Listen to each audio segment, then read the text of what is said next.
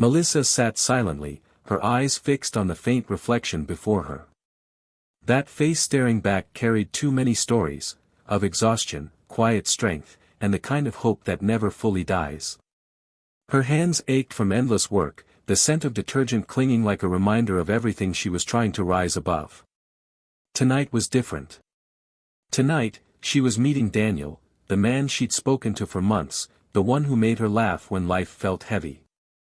Yet doubt whispered louder than hope. What could he possibly see in someone like me? Every heartbeat felt slower, every second stretched thin. The short ride felt endless, a countdown to a moment she both longed for and feared. And somewhere inside that fear, a small voice begged her not to turn back this time. Melissa stepped down, clutching the tote that still held the floral dress she never managed to change into. Her fingers tightened around it as if it could hide her from the truth she feared, that she might not be enough. Through the glass, she saw him. Daniel. Perfect posture, calm expression, confidence in every movement. He looked like someone who had never known struggle, never questioned his own worth. For a moment, her courage wavered. She could still turn around, disappear before he noticed. Then he looked up. Their eyes met, steady, searching, unguarded. In that fleeting instant, the world narrowed to just the two of them. The weight in her chest eased, just slightly. For the first time, Melissa didn't run. She took a breath, straightened her shoulders, and stepped toward whatever this night would bring. Melissa could barely meet his eyes. Every word that left her mouth sounded like an apology, for being late, for her clothes, for showing up at all. She tried to laugh it off, but her voice trembled. Daniel didn't interrupt. He just smiled, his tone soft and certain. "I'm just glad you came." The simplicity of it caught her off guard.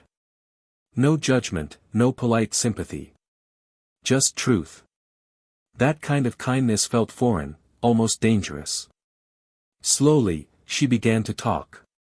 Not about dreams or plans, but about reality, the endless cleaning shifts, her 17-year-old brother Mason, and how everything changed after their parents' accident. Each sentence felt like peeling back armor she'd worn for too long. Daniel listened without flinching. No pity in his eyes. Only understanding, quiet, patient, human. He didn't look at her the way others did, as if her story needed fixing. But can kindness from a stranger really be trusted? Daniel leaned back, his gaze steady, his voice low and real. He spoke of his own past, of a small apartment, a father who came home every night smelling of engine oil, and a mother who worked double shifts just to keep the lights on. There was no shame in his words, only truth. Then he looked at her and said quietly, "Detergent and dreams, that's not something to hide." The sentence struck deeper than he could have known. For years, Melissa had worn her struggle like a stain she couldn't scrub away. But in that moment, someone saw her, not as what she lacked, but as what she carried. The silence between them softened. Two lives that once seemed worlds apart began to overlap, not through perfection, but through the quiet recognition of shared scars. Something fragile began to take root, the kind of connection that could break or bloom with a single breath. The weeks began to slip by quietly, each one marked by gestures that felt simple but carried weight. Daniel started showing up with small things, a cup of coffee after her shift, a pair of gloves when her hands turned raw from winter work. He never made it grand, never tried to impress her. It was care, not performance. Her co-workers teased her endlessly. The Wall Street boyfriend, they'd joke, smirking as she rolled her eyes. She laughed with them, pretending it didn't matter, pretending she wasn't terrified of what might happen if it all vanished tomorrow. At night, when the laughter faded, she would lie awake wondering how long it could last. People like her didn't get love stories that stayed. But with every message from Daniel, every gentle word, a small part of her began to believe, maybe this time could be different. Melissa became an expert at hiding the parts of her life that didn't fit beside Daniel's. The empty fridge. The nights she skipped dinner so Mason could eat. The old jar of coins she kept tucked behind cleaning supplies, her quiet insurance against disaster. Daniel never asked, and she never volunteered. His world felt different, smooth, effortless, untouched by worry. The kind of life where bills were paid on time, and dreams didn't come with a price tag. She smiled when they were together, but beneath it all, a quiet ache remained. Love, she thought, wasn't built for people like her. Not the kind of love that lasted. Because sooner or later, reality had a way of reminding you exactly where you belonged. But the line between hope and heartbreak is thinner than anyone dares to admit. How long before reality reminds her who she really is? The call came late, when exhaustion had already claimed most of her strength. Mason's voice trembled between pride and panic. He'd been accepted into college, but the deposit was due Monday. The joy in his words only deepened the ache in hers. Melissa promised she'd handle it. She always did. Then she hung up and went back to work, double shifts, endless scrubbing, nights without sleep. Every dollar she earned felt heavier than the last, and by Monday morning, she was still short. Just a little. But to her, it felt like failure. Her hands wouldn't stop shaking as she met Daniel that evening. She tried to hide it, forcing a smile that didn't reach her eyes. He noticed anyway. And though she said nothing at first, the weight she carried was written in every tired breath. Daniel's eyes caught the truth she tried so hard to bury. The tremor in her hands, the hollow beneath her smile, it was all there. He reached across the table, his voice low but steady. "Melissa, what's wrong?" The question broke her. The words spilled out before she could stop them, the sleepless nights, the double shifts, the college payment she couldn't cover.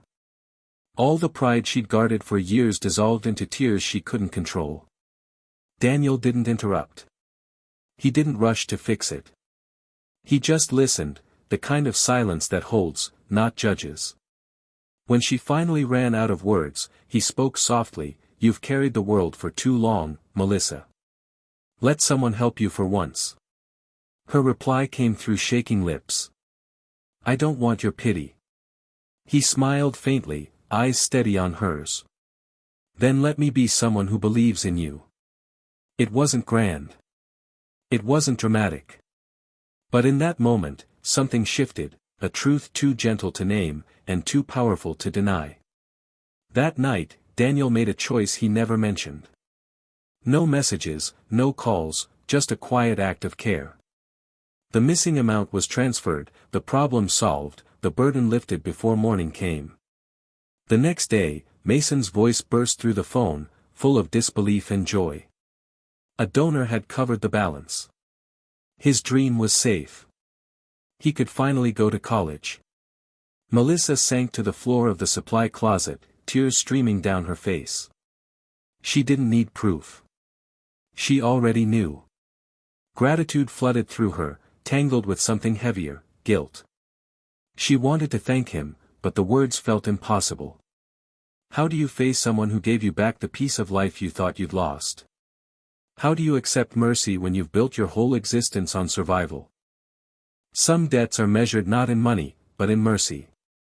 When help comes without asking, does it heal, or does it wound?